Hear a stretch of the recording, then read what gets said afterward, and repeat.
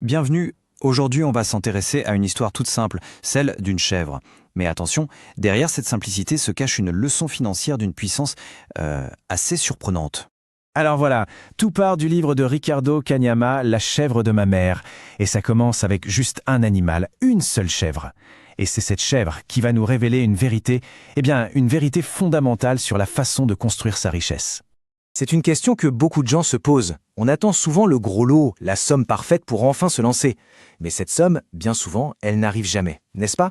Et si en réalité, la solution était beaucoup plus simple et déjà à notre portée?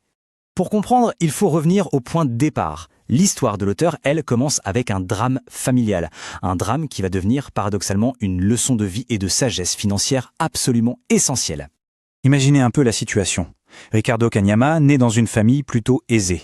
Mais en 86, son père décède brutalement. Et là, coup de théâtre, une coutume locale fait que le clan familial hérite de tout.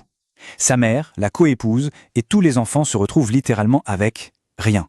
Enfin, presque rien. Une seule chèvre chacune. C'est tout leur héritage. Et là, évidemment, la faim se fait sentir. Les enfants la supplient. « Maman, il faut tuer la chèvre, on a faim. » Mais elle refuse.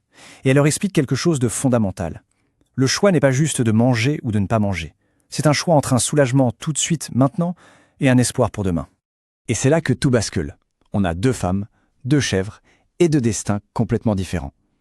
La mère de Ricardo, elle, décide de garder sa chèvre. Elle l'appelle Mussoloni, ce qui veut dire source de vie. Et c'est exactement ce qui se passe. La chèvre est des petits, puis des jumeaux, des triplés, et bientôt c'est un vrai troupeau. Un troupeau qui va payer l'école et la nourriture des enfants. Et la coépouse, elle a fait le choix inverse. Elle a tué sa chèvre pour manger tout de suite. Résultat, la famille a mangé un jour et est restée pauvre. Le futur sacrifié pour le présent. Et les cousins alors? Allez les cousins, eux ils avaient hérité du gros lot. Un troupeau énorme, du bétail, des volailles, le pactole. Sauf qu'ils n'avaient aucune idée de comment gérer tout ça. C'était des fils de chasseurs, pas des éleveurs. Alors qu'est-ce qu'ils ont fait? Ils ont tout liquidé, tout abattu pour leurs besoins immédiats. En quelques années à peine, il ne restait plus rien. La ferme était vide. C'est la preuve qu'une fortune qu'on n'a pas construite soi-même, c'est très difficile à conserver. Bon, cette histoire de chèvre, elle est fascinante, mais c'est surtout une métaphore, une allégorie hyper puissante d'un principe financier fondamental. Et c'est ce principe que l'auteur va appliquer à la lettre pour transformer sa propre vie. Des années plus tard, on retrouve l'auteur en ville. Il galère, il gagne à peine 15 $ par mois. Et c'est là qu'il a une révélation. Il réalise que les billets de banque en ville, c'est exactement la même chose que les chèvres de son village. Il fait le calcul, une chèvre, à l'époque, ça valait à peu près 50 $.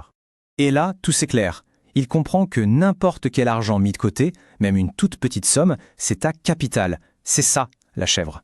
Un actif qui a le potentiel de se multiplier, à une seule condition, ne pas la tuer, c'est-à-dire ne pas le dépenser. Et la puissance de cette idée est juste incroyable. En impliquant ce principe, en considérant ses tout premiers 50 $ comme sa première chèvre à protéger et à faire grandir, l'auteur est devenu millionnaire en moins de 7 ans. C'est fou, non? Alors comment on passe de la théorie à la pratique? L'auteur nous propose une image très parlante, un escalier financier avec 4 marches bien distinctes qui correspondent en fait à nos habitudes financières. Voilà cet escalier. Il nous montre le chemin, de la galère financière jusqu'à l'aisance, la liberté.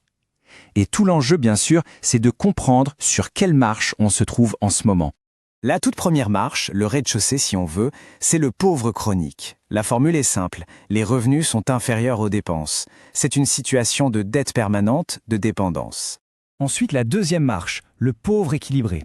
Là, les revenus sont égaux aux dépenses. On ne s'endette pas, c'est déjà ça, mais on dépense tout ce qu'on gagne. Il n'y a aucune marge, aucun filet de sécurité, on vit sur le fil.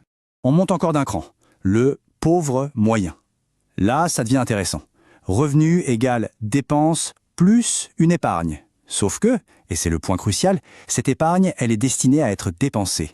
Pour une voiture, des vacances, c'est de l'épargne pour la consommation, pas pour l'investissement. Et enfin, la quatrième et dernière marche, le riche. Ici, la formule change. Revenu égale dépense plus épargne pour l'investissement. C'est là que tout se joue. Au moins 10% des revenus sont mis de côté, non pas pour être dépensés, mais pour construire un capital qui va travailler et générer encore plus de richesse. Ok, pour grimper cet escalier, il y a une distinction capitale à faire. Il faut absolument savoir faire la différence entre ce qui construit la richesse et ce qui, au contraire, la détruit. Et pour ça, l'auteur nous sort une autre analogie géniale, toujours dans le même thème. D'un côté, il y a la chèvre, la femelle. C'est l'actif, c'est ce qui va se reproduire et faire grandir le troupeau, donc augmenter la richesse. Par exemple, les 10% qu'on met de côté pour investir. De l'autre côté, il y a le bouc, le mâle. C'est le passif. Lui, il est destiné à être vendu ou mangé. Il diminue la richesse. C'est comme les 90% du revenu qu'on dépense, surtout dans des trucs qui perdent de la valeur, comme une voiture neuve par exemple. La question à 1 million, c'est donc comment on fait? Comment on commence à mettre de l'argent de côté? Comment on trouve et surtout comment on garde sa toute première chèvre? Le principe de base est en fait d'une simplicité désarmante. Cette phrase résume tout. J'ai trouvé le chemin de la richesse quand j'ai décidé qu'une partie de tout ce que je gagnais m'appartenait. Ça veut dire quoi? Ça veut dire qu'il faut se payer soi-même en premier. Avant de payer les factures, le loyer, quoi que ce soit, on met une partie de côté pour son futur. Et pour y arriver, l'auteur nous donne une méthode en 4 étapes très concrètes. D'abord, un truc simple. On liste ses dépenses, pour savoir où part l'argent tout simplement. Deuxième étape, on prend une décision ferme, l'engagement de vivre en dessous de ses moyens. 3. On identifie et on évite les déclencheurs, c'est-à-dire les habitudes, les sorties, les gens qui nous poussent à dépenser inutilement. Et enfin, la 4e étape, la plus importante, se payer en premier, systématiquement. Au moins 10% de chaque rentrée d'argent, hop, de côté pour investir. Avant tout le reste. Au final, toute cette histoire de chèvre nous ramène à une question très simple, mais absolument fondamentale, qu'on devrait se poser à chaque fois qu'on reçoit de l'argent. Un revenu est perçu. Où sont les chèvres? La réponse à cette question, elle pourrait bien déterminer tout notre avenir financier.